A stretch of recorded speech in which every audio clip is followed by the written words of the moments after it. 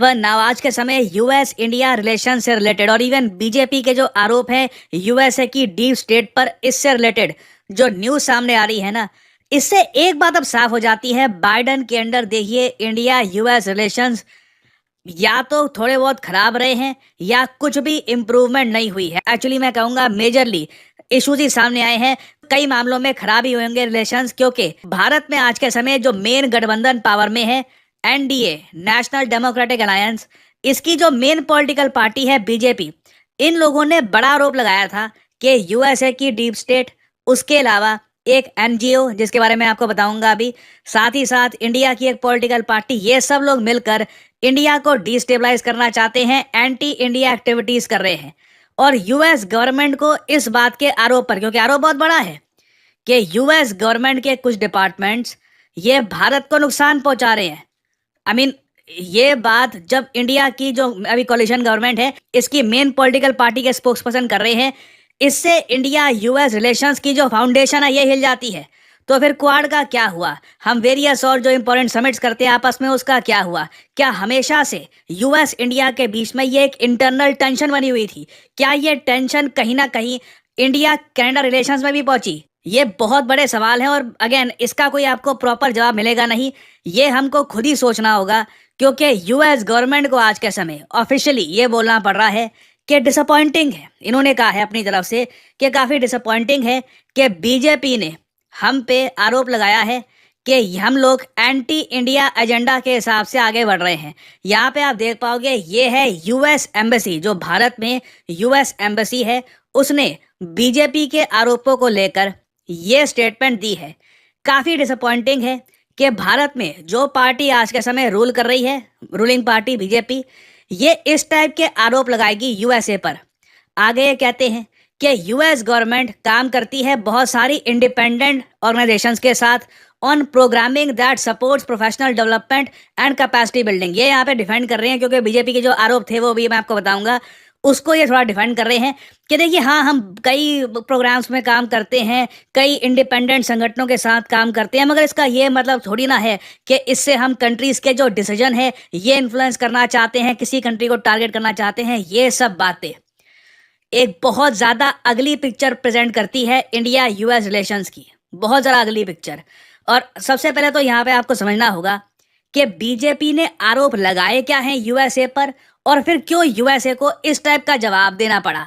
ना अभी मैं आपको वीडियो दिखाऊंगा जहां पर बीजेपी के स्पोक्समैन ये सब आरोप लगा रहे होंगे यूएसए पर, ओसीसीआरपी पर, और इनका मेन यहाँ पर कहना ये होगा कि इनके जो ये आरोप है, इसके पीछे मेन रीजन है कि अब तो देखो फ्रांस की एक बहुत ही बड़ी मीडिया एजेंसी मीडिया पार्ट, ये बहुत सारे आर्टिकल्स पब्लिश करते हैं फ्रांस में, एक बड़ा नाम है, इन लोगों ने एक प्रॉपर आर्टिकल पब्लिश किया विद रिसर्च और ये बताया कि दुनिया का जो largest network of investigative media है, ओसीसीआरपी इसकी फुल फॉर्म है, organised crime and corruption report project, ये और यूएस गवर्नमेंट मिलके काम करते हैं और काफ़ी बार इन्होंने भारत के अगेंस्ट एक्टिविटीज़ में भी पार्टिसिपेट किया है।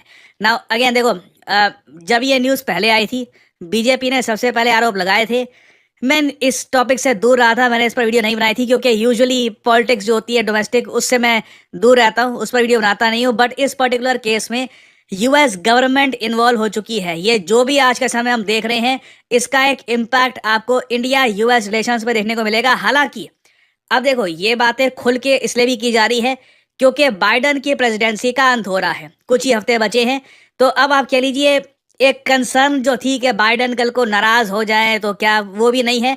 डोनाल्ड ट्रंप पावर में आने वाले हैं और कई लोग एक्चुअली ये सोचते हैं कभी कभी कि ट्रंप आए पावर में या फिर कमला हैरिस आए यूएसए तो वैसा ही रहेगा। नहीं, यूएसए में आज के समय इलेक्शन होने से फॉरेन पॉलिसी, डोमेस्टिक पॉलिसी, सब कुछ ही बदल जाता है। तो डोनाल्ड ट्रंप के आने के बाद ये सब जो चीज़ें आप देख रहे हैं ये बहुत कम हुआ करेगी। डोनाल्ड ट्रंप अपने अलग टाइप के सरदर्द लेकर आएंगे, वो टैरिफ से रिलेटेड होंगे, बट वो ऐसी चीज़ें नहीं होंगी कि किसी संगठन के साथ मिलकर इंडिया को सीक्रेटली टारगेट करना वगैरह, ऐसा नहीं होगा ना। बीजेपी के आरोप यहाँ पर है क्या, वो आप सुन लीजिए, उसके बाद आप समझ पाओगे कि यूएस का पक्ष क्या है। आप सबको पता है कि दिसंबर 2 तारीख को एक फ्रेंच न्यूज़पेपर है जिसका नाम है मीडिया पार्ट। मीडिया पार्ट ने कुछ खुलासा किया है और ये जो खुलासे मीडिया पार्ट द्वारा किया गया है यह बहुत ही गंभीर है. The allegations which have been brought forth by the media part, which is a French newspaper, a well-known French newspaper, often referred to by you all as well, these are of extreme grave nature. और आज के इस press conference में एक त्रिकोण बनता है. We are going to talk about this dangerous triangle which is trying to destabilize India. और ये जो त्रिकोण है, इसमें एक तरफ अमेरिका में बैठे जॉर्ज सोरोस उनकी फाउंडेशन है, कुछ अमेरिका की एजेंसीज भी हैं. त्रिकोण के एक बहुत बड़ी न्यूज पोर्टल है जिसका नाम OCCRP, organised crime and corruption reporting project, जिसके विषय में आप सब पत्रकार हैं, आप सभी जानते हैं, वह है. और त्रिकोण के जो आखिरी कोने में जो सबसे महत्वपूर्ण कोना जो हिंदुस्तान से संबंध रखता है, उस कोने में राहुल गांधी है.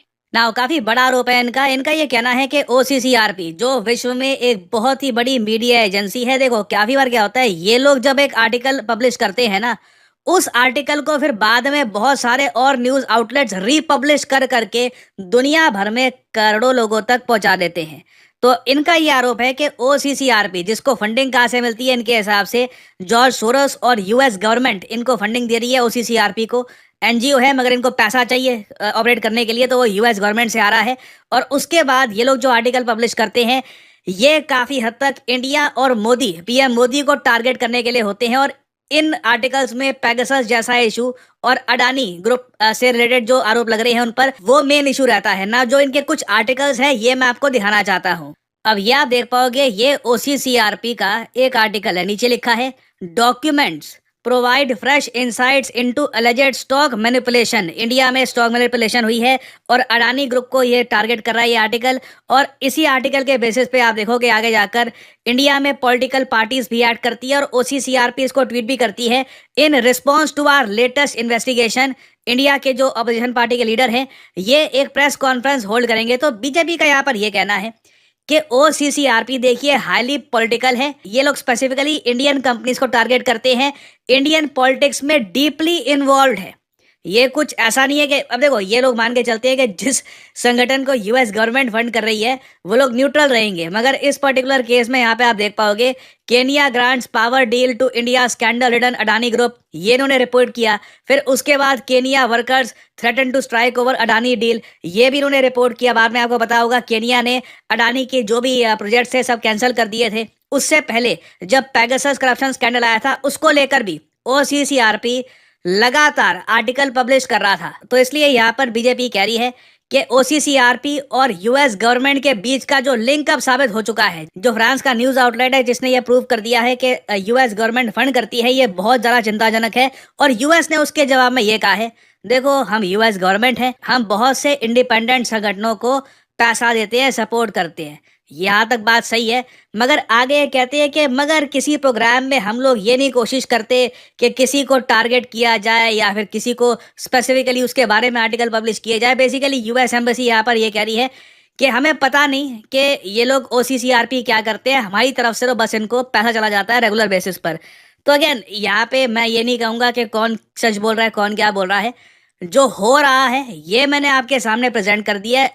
इसके आगे आपके ऊपर है कि आप यहाँ पर किसका बिलीव करते हैं. क्या आप मानते हैं कि शायद US सही कह रहा होगा, इतनी बड़ी सरकार है, इतने सारे संगठनों को ये पैसा देते हैं, हो सकता है इनको नहीं पता होगा कि OCCRP क्या कर रहा है. या फिर आप यहाँ पर ये भी कह सकते हैं कि US की जो करंट गवर्नमेंट है अंडर जो बाइडन, ये लोग OCCRP को काफी फंड कर रहे थे. और जो बीजेपी के एलिगेशंस हैं इनके बारे में आप जानते ही हैं. तो यहाँ पे अगेन मैं कहना चाहूंगा, मैं अपनी तरफ से कुछ नहीं कह रहा कि कौन सच कह रहा है कौन यहाँ पर झूठ कह रहा है. मैंने जो फैक्ट्स हैं बस ये आपके सामने रख दिए हैं. Rest I leave it up to you. दो पार्टीज हैं यहाँ पर, एक US गवर्नमेंट, दूसरा बीजेपी, दोनों के अलग अलग यहाँ पे स्टांस हैं. और अगर आप सोच रहे हैं कि क्या यहाँ पर हम ये कह सकते हैं कि ट्रम्प के आने के बाद भी ये होगा, देखो गौतम अडानी के जो वकील है ना, उन्होंने रिसेंटली मीडिया में कहा था कि USA में जो डेमोक्रेट पार्टी है, USA में दो मेन पॉलिटिकल पार्टी हैं, एक रिपब्लिकन जिसको लीड करते हैं ट्रम्प, दूसरी डेमोक्रेट पार्टी जिसको लीड करते हैं ओबामा, बाइडन, हिलेरी क्लिंटन। तो मेन इशू अभी के लिए जो आ रहा है वो यूएस की डेमोक्रेट पार्टी के साथ आ रहा है। तो अगेन ये इशू देखिए अभी खत्म होने वाला नहीं है। इससे रिलेटेड बहुत सी स्टेटमेंट्स आएंगी, बहुत सी डेवलपमेंट्स आएंगी। इंटरेस्टिंग होगा देखना कि ट्रंप इसके बारे में क्या कहते हैं। अगर ट्रंप ने भी बोल दिया, ट्रंप आपको पता होगा वो बोल देते हैं, अगर ट्रंप ने ही बोल दिया कि बाइडन के अंडर तो देखिए इन्होंने इंडिया के साथ रिलेशन इतने खराब कर दिए थे, अब मैं आ गया हूं, मैं सब ठीक कर दूंगा। उसके बाद देखिए डेमोक्रेट पार्टी पर प्रेशर और ज़रा बढ़ जाएगा कि क्या डेमोक्रेट पार्टी ने इनके अंडर यूएस गवर्नमेंट ने स्पेसिफिकली एक ऐसा देश जो यूएसए के इंटरेस्ट के लिए बहुत इंपॉर्टेंट है, स्पेसिफिकली वहां पर काफ़ी उनकी जो मेन पॉलिटिकल पार्टी है उसको टारगेट करने की कोशिश करी थी, क्योंकि आरोप तो ये लगाया जा रहा है। तो दिस इज़ वेरी इंटरेस्टिंग।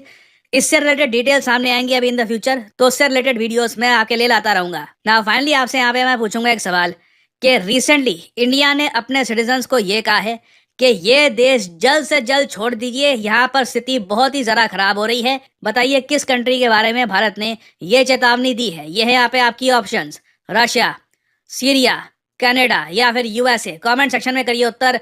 जो लोग देंगे सही आंसर उनकी कमेंट को मैं दे दूंगा हार्ट, ताकि बाकी लोग समझ पाएं कि सही उत्तर क्या है। और फाइनली आप लोगों के लिए एक बहुत इंपॉर्टेंट सूचना, स्टडी आईक्यू पहली बार आपके लिए एक ऐसा कोर्स लाया है जो आपको प्रॉपर मार्गदर्शन देगा। ना कमेंट सेक्शन में जाइए, यहाँ पे आपको ये लिंक मिल जाएगा यूपीएससी संभव सुपर 100 मेंटरशिप प्रोग्राम का। ये इस प्रोग्राम में सिर्फ 100 सीट्स ही होंगी। जैसे ही फिल हो जाता है ये, उसके बाद इस प्रोग्राम में एंट्री बंद हो जाएगी। ना इस कोर्स में देखिए स्पेशल बात क्या है, यहाँ पर देखिए वीडियो कॉल पर आपको पहले तो दिसंबर महीने में ना बहुत सारी मेंटरशिप दी जाएगी। आप पहले डिस्कस करोगे कि आपको यूपीएससी एग्जाम में अभी आपकी प्रिपरेशन कहाँ तक है, आपके स्ट्रॉन्ग पॉइंट्स क्या हैं, आपको ऑप्शनल कौन सा लेना चाहिए, आप किस तरीके से अभी तैयारी कर रहे हैं, नोट्स मेकिंग सही से आप बना पा रहे हैं नहीं बना पा रहे हैं। एक काफ़ी लंबा सफ़र आपने तय किया है यूपीएससी का, आगे आपको किस तरीके से जाना है। तो यहाँ पर ना स्टडी आईक्यू के मेंटर्स आपको हेल्प करेंगे। वीडियो कॉल में आपको प्रॉपर यहाँ पे हम बताएंगे कि किस तरीके से प्रिपरेशन करनी है, और उसके बाद वीडियो कॉल करके आपसे बातचीत करके आपको समझ के कि अभी आपका लेवल है क्या, आपको कहाँ पर पहुँचना है, हम आपको क्लासेस रेकमेंड करेंगे। वो क्लासेस आप देख सकते हैं, आप उससे ज्ञान प्राप्त कर सकते हैं। टेस्ट सीरीज भी होगी आपकी। ये आप कह लीजिए बहुत ही एक 1-to-1 पर्सनल लेवल पर एक हमने प्रोग्राम बनाया है, और ऑब्वियसली ये लार्ज स्केल पर आप नहीं कर सकते हज़ारों की संख्या में। तो सिर्फ 100 मेंटरशिप प्रोग्राम्स की सीट है। जैसे ही फिल होती है अपने आप इस कोर्स को एक्स्ट्रा परचेज नहीं कर पाओगे। और जो प्राइस यहाँ पर लिखा है ये पे करने की ज़रूरत नहीं है। सिंपली यहाँ पर 3 ऑफर्स अवेलेबल, यहाँ पे ये क्लिक करोगे आप, आपसे यहाँ पे कोड मांगेंगे, कोड यहाँ पे आप डालोगे PG10, प्राइसेस बहुत ज़्यादा गिर जाएंगे। सिर्फ 7,500 रुपये में ये 9 महीने का कोर्स आप कर सकते हैं परचेज, जो लिटरली ना this can be life transforming. क्योंकि इस टाइप के मेंटरशिप प्रोग्राम कोर्सेज आते नहीं है, मैंने देखा नहीं है इससे पहले इस टाइप का कोर्स कोई और लॉन्च कर रहा हो। और इस पूरे प्रोग्राम को एक रिटायर्ड आईएएस ऑफिसर लीड कर रहे हैं, तो you will be in very safe hands. तो ये प्राइस आप पे कर सकते हैं टू रियली अंडरस्टैंड कि आप अभी कहाँ पर हैं और किस तरीके से आपको आगे बढ़ना है, और कौन कौन सी क्लासेस आपको अटेंड करनी है, और उन क्लासेस को फिर आप अटेंड भी कर सकते हैं। तो इसी नोट के साथ ये है वीडियो का अंत। Thank you for listening, and as I always say, may the gods watch over you.